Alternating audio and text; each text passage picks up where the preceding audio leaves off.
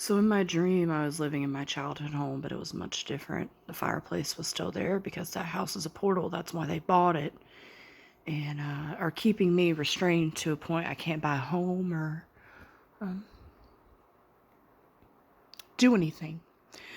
So I I was living with the guy who runs Psytrance, right, in Asheville, North Carolina. Only he was living in my childhood home with a boy, with a guy. And I moved in there to rent a room, kind of like I'm doing in my home right now. And I found some stuff in his home. Have you seen me? And it had my face on it. And I was somebody else was wanted. I was wanted for a murder, and the police had wanted to have a phone conversation.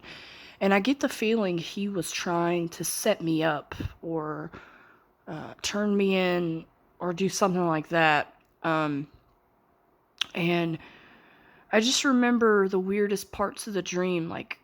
I met this guy at first, and he reminded me a lot of my Uncle John. Um, and he was really cool. We had a lot in common. He gave me a Game Boy Advance and like some videos. And then we went into the store in town. We had bicycles. We went into the store, and they sold nothing but blacklight shit. Right? It was just all UV reflective stuff.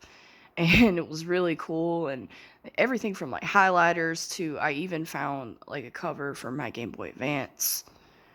And like we were just riding around the town, and he had gotten paid for his job, and he dropped the check, and he was surprised that I returned it to him. And I gave it back to him, and we ended up going to this. It was like an indoor beach. It was really weird. It was like at the beach, but they made a little piece of it indoor so that people could go in there and just like have a surety. It had like a plexiglass. It was really odd.